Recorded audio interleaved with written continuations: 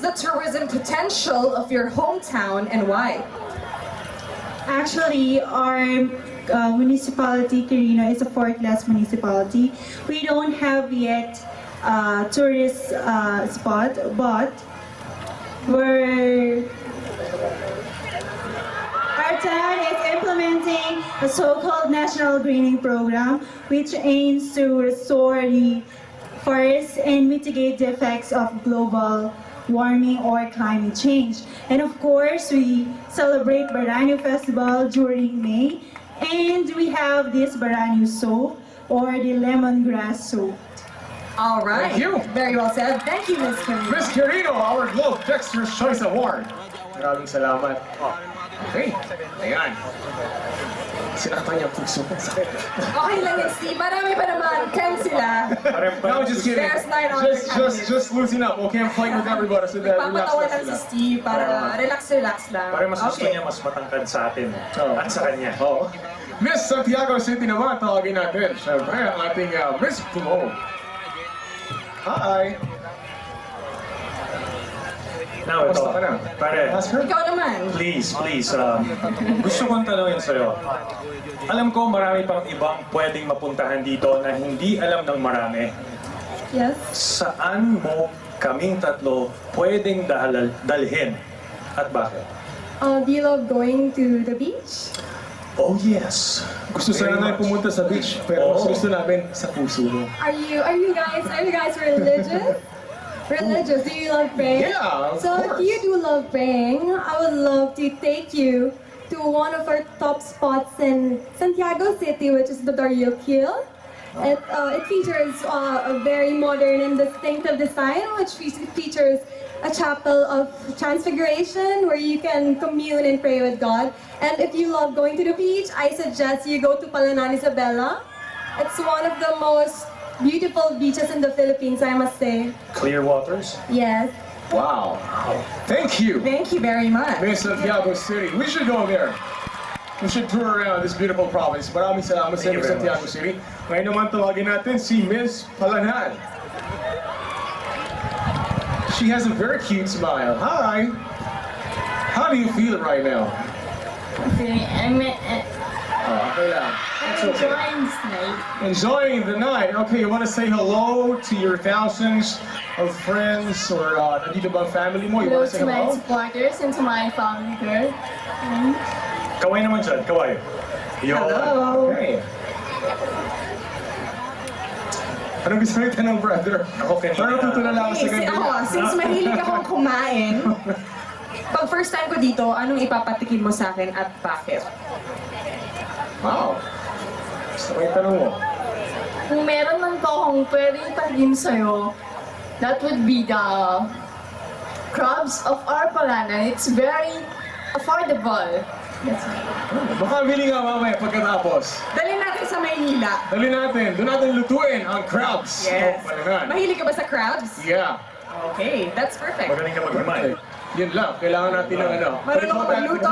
Mukhang kabisado naman yan, so tutulungan niya tayo. All right, thank you very much. Thank you, Palanan. Okay, so for our 10 candidates, we are having the casual interview from 5 lang sa kanila ang papasok sa ating final round.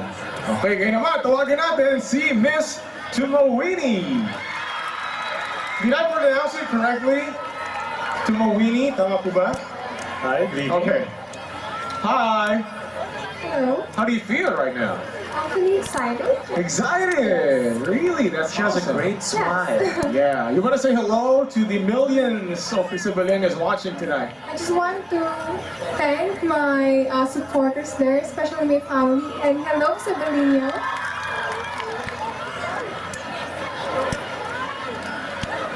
Kanina, destinations, pagkain. Pagkain. Ngayon naman, personality yung tanong natin, pare. Oo, exactly. Ano ba ang edge mo over them sa siyam na nasa likod mo? Sa tingin mo, bakit ikaw ang nararapat na manalo? Why do you think you have to win tonight sa Coronation Unit? I think my edge over the other candidates is that I'm physically, mentally, and spiritually prepared.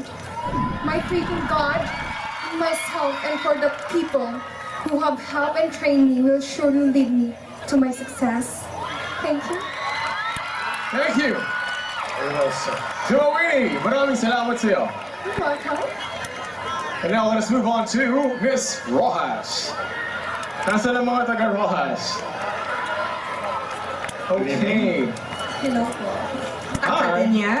What's your height without shoes? 5'7". Oh, tangkad, no? Okay, sino bang gusto mong batiyan? Nandito bang family mo? Binabati ko po yung mga family ko na sumusuporta hanggang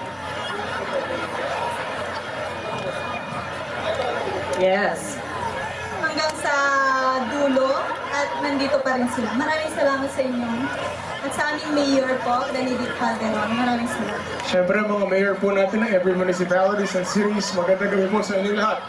Miss Rojas, paano mo pinaghandaan ang gabi na ito? Super duper. Ang saya. Nag-enjoy po kaming lahat dahil marami kaming natutunan. At maraming salamat po sa mga nag-organize sa pageant na ito. Wow, napaka-ganda na experience niya. Nag-enjoy. You wanna ask something else, brother? No, I'm good. You're good? I'm good. Awesome. I'm good. You wanna say something else? Stunt work by her Kay smile. Gov, kay Gobernadora, siyempre sa lahat ng mga hurado natin. Maraming salamat po sa pag-open ninyo sa Queen Isabela dahil naging history kami ng pag-open ninyo dito at nag-enjoy po kaming lahat ng mga candidates. All right. Thank you very much. Fantastic. Thank you. Thank you. Now let us call in Miss Kawayan City. The city where we are checked in tonight. Hi, good evening. Ganyan din po. Kumusta ka naman? Anong nararamdaman mo ngayon? I'm feeling great because So- I have God. Wow.